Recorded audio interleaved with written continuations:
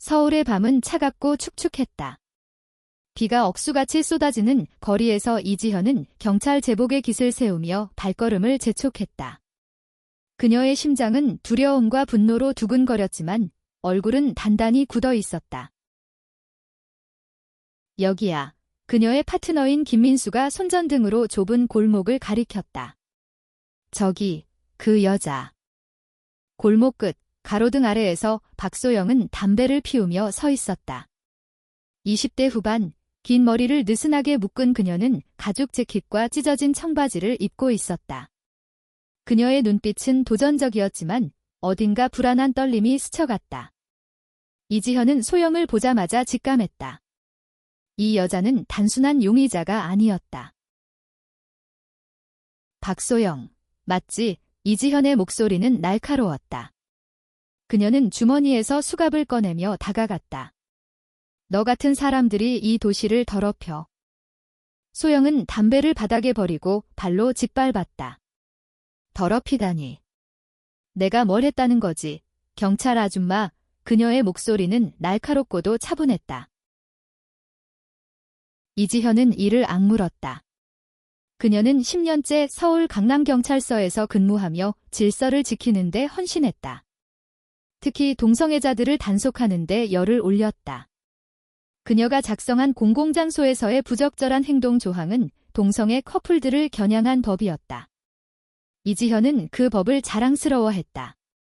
그런데 왜 이 순간 소영의 눈빛이 그녀를 흔들고 있는 걸까? 입 다물고 따라와. 이지현이 소영의 팔을 잡았다. 소영은 저항하지 않았다. 대신 그녀는 이지현을 똑바로 쳐다보며 말했다. 당신 정말 내가 잘못했다고 생각해? 아니면 그냥 무서운 거야? 그 질문은 이지현의 가슴을 찔렀다. 그녀는 소영을 경찰차에 태우며 애써 그 말을 무시하려 했다. 하지만 소영의 눈빛은 그녀의 뇌리에 박혔다. 이지현은 경찰서로 돌아와 소영을 취조실에 앉혔다. 취조실은 차갑고 삭막했다. 형광등 아래에서 소영은 여전히 태연했다. 그녀는 의자에 기대 앉아 이지현을 바라보았다. 왜 날 잡아온 거지? 내가 공공장소에서 키스라도 했나? 소영이 비웃듯 말했다. 너 같은 사람들은 이지현은 말을 멈췄다. 너 같은 사람이라는 말이 갑자기 무겁게 느껴졌다. 그녀는 파일을 펼치며 소영의 신원을 확인했다. 박소영, 27세, 프리랜서 사진작가. 동성애자라는 소문이 지역사회에서 돌고 있었다. 이지현은 그 소문을 근거로 소영을 체포했다. 하지만 증거는? 실질적인 증거는 없었다. 증거 없이 날 잡아온 거야. 소영이 눈썹을 치켜 올렸다. 이거 당신이 만든 그 멍청한 법 때문이지? 이지현은 숨을 깊이 들이쉬었다. 법은 질서를 지키기 위한 거야? 너 같은 사람들이 그걸 깨뜨리고.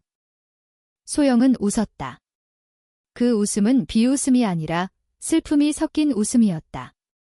질서. 당신이 말하는 질서는 누굴 위한 거지? 나 같은 사람들을 숨기게 만드는 거? 사랑하는 걸 죄로 만드는 거? 그 순간 이지현은 말문이 막혔다. 그녀는 소영의 말을 반박하고 싶었지만 마음 한구석에서 무언가가 무너지는 느낌이었다. 그날 밤 이지현은 집으로 돌아와 샤워를 했다. 차가운 물이 그녀의 몸을 타고 흘렀지만 소영의 말이 머릿속에서 떠나지 않았다. 당신 정말 내가 잘못했다고 생각해? 아니면 그냥 무서운 거야? 이지현은 거울 속 자신을 바라보았다. 32세, 단단한 체격, 짧게 자른 머리. 그녀는 늘 강인한 경찰관으로 살아왔다. 하지만 소영의 질문은 그녀의 내면을 뒤흔들었다. 그녀는 왜 동성애자들을 그렇게 증오했을까? 그녀가 만든 법은 정말 정의로운 걸까? 밤이 깊어질수록 이지현의 마음은 혼란스러워졌다. 그녀는 책상에 앉아 소영의 파일을 다시 펼쳤다. 파일 속 사진에서 소영은 카메라를 들고 미소 짓고 있었다. 그 미소는 이지현이 골목에서 만난 도전적인 모습과 달랐다. 따뜻하고 자유로웠다. 이지현은 갑자기 숨이 막혔다. 그녀는 파일을 덮고 창밖을 바라보았다. 서울의 네온 불빛이 멀리서 반짝였다. 그녀는 자신이 만든 법이 정말로 이 도시를 더 나은 곳으로 만들었는지 처음으로 의심하기 시작했다. 다음 날 아침, 이지현은 경찰서로 출근하며 마음을 다잡았다. 그녀는 박소영을 하루 만에 석방해야 했다. 증거 부족. 하지만 그게 전부가 아니었다. 소영의 말이 그녀의 머릿속을 계속 맴돌았다. 이지현은 자신의 신념이 흔들리는 것을 느끼며 불안해졌다. 경찰서에서 그녀는 동료들과 함께 점심을 먹었다. 김민수가 농담처럼 말했다. 그 여자, 박소영. 좀 예쁘게 생겼던데? 근데 왜 그런 삶을 사는 거지? 그런 삶이라니, 이지현이 날카롭게 물었다. 민수는 어깨를 으쓱했다. 너도 알잖아. 동성애자들. 정상적이지 않지? 이지현은 포크를 내려놓았다. 그녀는 평소라면 민수의 말에 동의했을 것이다. 하지만 오늘은 달랐다.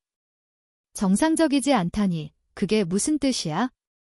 누가 정상적인 삶을 정하는 거지? 민수는 놀란 얼굴로 그녀를 쳐다보았다. 얘야, 이지현. 너 갑자기 왜 그래? 너야말로 동성애자들 싫어하잖아. 이지현은 대답하지 못했다. 그녀는 자리에서 일어나 화장실로 향했다.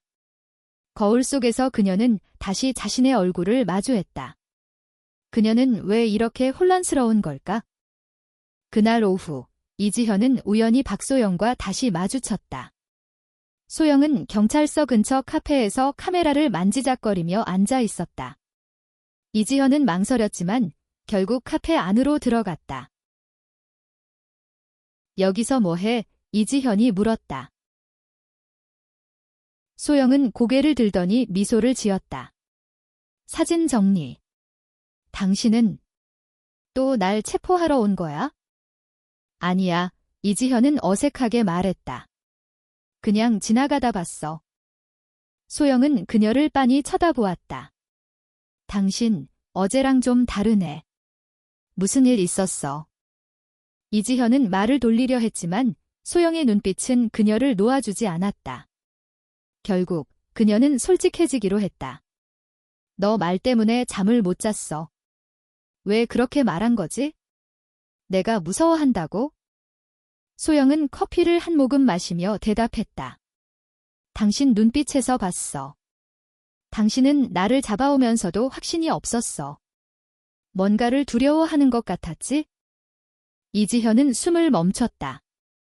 그녀는 소영의 말이 맞다는 걸 알았다. 그녀는 동성애자들을 단속하며 늘 자신이 옳다고 믿었다. 하지만 그 믿음은 어디서 온 걸까? 가족, 사회, 아니면 그녀 자신? 그날 밤, 이지현은 집에서 오래된 일기장을 꺼냈다. 10대 시절, 그녀는 친구 은서와 특별한 시간을 보냈다. 은서는 그녀에게 처음으로 심장이 뛰는 감정을 느끼게 해준 사람이었다. 하지만 그 감정은 곧 죄책감으로 바뀌었다. 그녀의 부모님은 보수적인 사람들이었고 이지현은 그 감정을 묻어둬야 했다. 은서와의 추억은 그녀가 경찰이 된 후에도 계속 그녀를 따라다녔다. 그녀는 동성애자들을 단속하며 그 감정을 지우려 했는지도 모른다. 하지만 소영을 만난 후 그 감정은 다시 수면 위로 떠올랐다. 이지현은 일기장을 덮고 창밖을 바라보았다. 그녀는 자신이 만든 법이 단순히 질서를 지키기 위한 것이 아니라는 걸 깨달았다. 그것은 그녀 자신의 두려움을 감추기 위한 방패였다. 며칠 후, 이지현은 박소영을 다시 찾았다. 이번에는 경찰로서가 아니라 개인적으로. 그녀는 소영이 자주 간다는 홍대 근처의 작은 갤러리를 방문했다. 갤러리 안에는 소영의 사진들이 걸려 있었다. 서울의 거리, 사람들의 일상, 그리고 사랑의 순간들이 담긴 사진들. 이지현은 그 사진들을 보며 가슴이 뛰었다. 소영은 갤러리 한쪽에서 카메라 렌즈를 닫고 있었다. 이지현을 보자 그녀는 놀란 듯 눈을 동그랗게 떴다. 경찰 아줌마, 여긴 웬일이야? 사진 보러 왔어. 이지현은 어색하게 웃었다. 너 재능 있네? 소영은 미소를 지으며 다가왔다. 고마워. 근데 진짜로 사진 보러 온 거야? 아니면 또 다른 이유가 있는 거지? 이지현은 망설였다. 그녀는 소영에게 자신의 이야기를 털어놓고 싶었다. 하지만 그건 너무 위험했다. 그녀는 경찰이었고 소영은 그녀가 단속해야 할 대상이었다.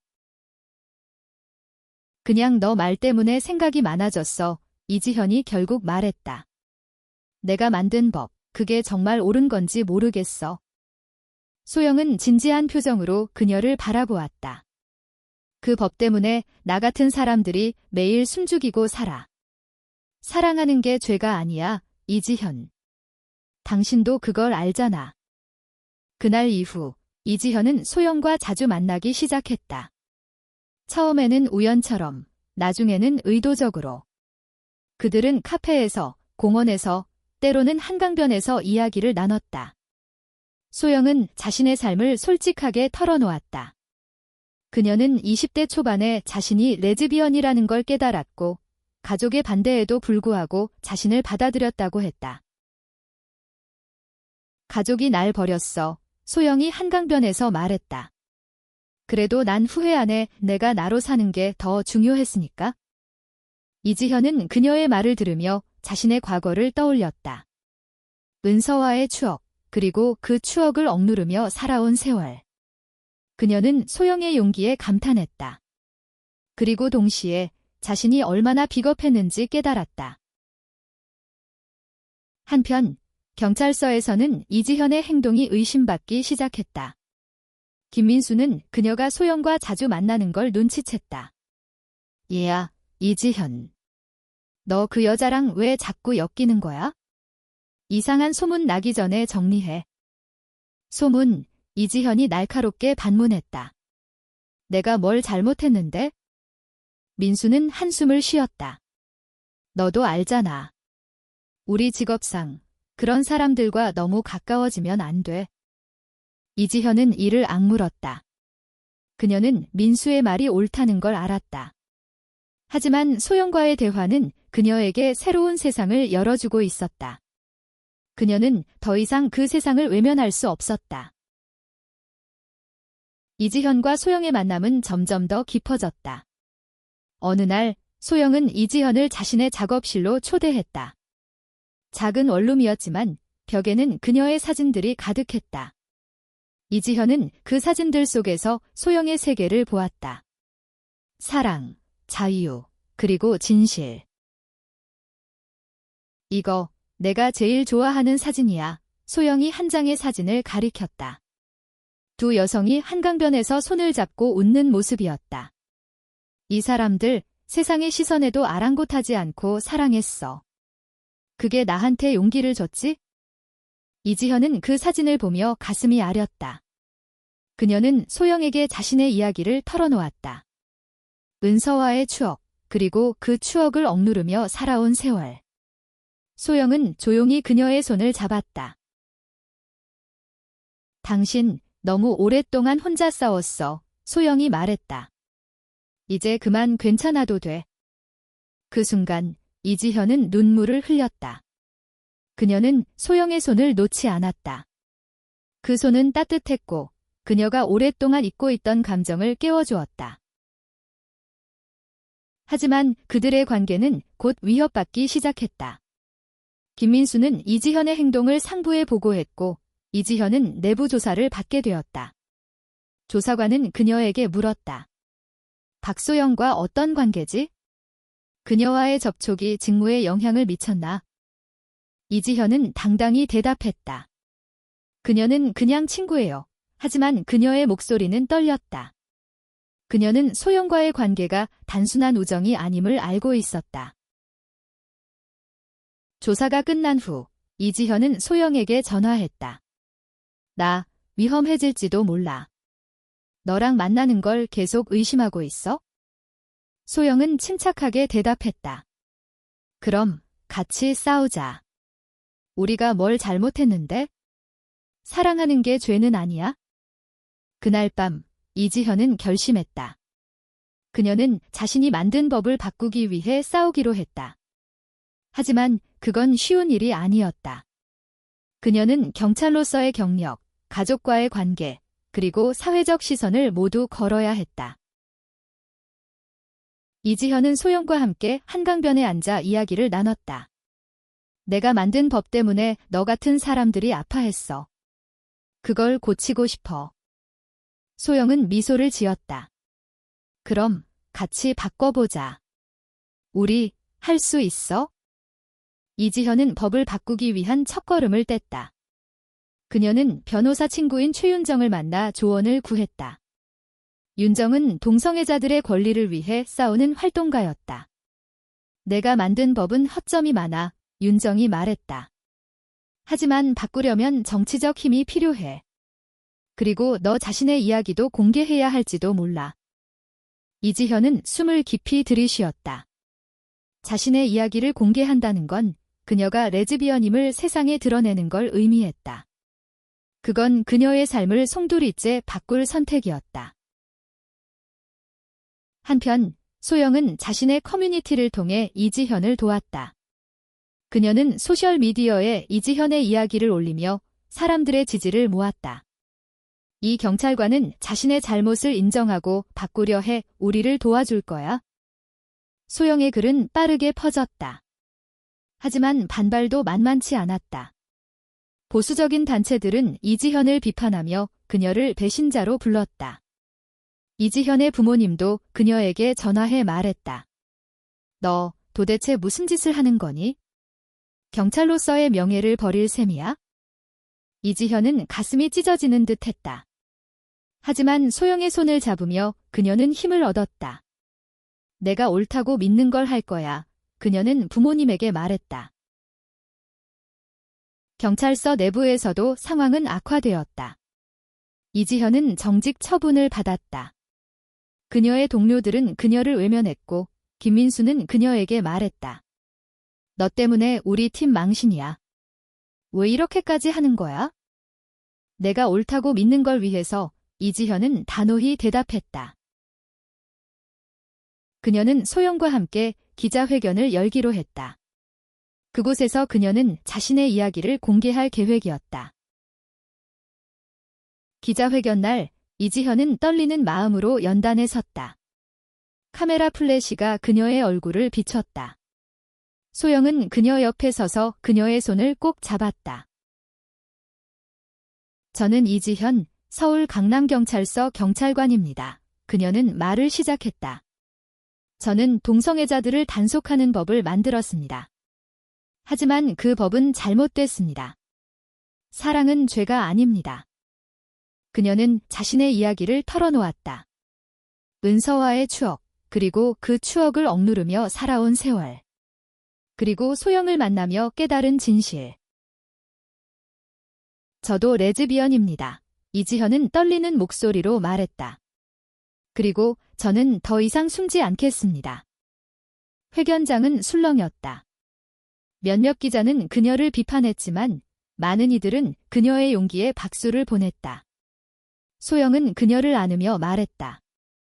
넌 대단해. 하지만 회견 후 이지현의 삶은 더 힘들어졌다. 그녀는 경찰직을 잃었고 가족과의 관계는 완전히 끊겼다. 하지만 그녀는 후회하지 않았다. 그녀는 소영과 함께 새로운 삶을 시작했다. 그들은 함께 법 개정을 위한 운동을 이어갔다. 소영의 사진과 이지현의 이야기는 많은 이들에게 영감을 주었다. 1년 후 이지현과 소영은 한강변에서 다시 만났다. 그들의 노력 끝에 이지현이 만든 법은 개정되었다. 동성애자들을 겨냥한 조항은 삭제되었고 서울은 조금 더 포용적인 도시가 되었다. 이지현은 이제 경찰이 아니었다. 하지만 그녀는 새로운 삶을 찾았다. 그녀는 소영과 함께 사진 스튜디오를 열었고 그들의 사랑은 세상의 시선에도 굴하지 않았다. 넌 후회 안 해? 소영이 물었다. 이지현은 미소를 지었다. 너랑 함께라면 아무것도 후회 안 해. 그들은 손을 잡고 한강을 따라 걸었다. 서울의 네온 불빛이 그들의 길을 비췄다. 그 빛은 이제 두려움이 아니라 희망의 빛이었다.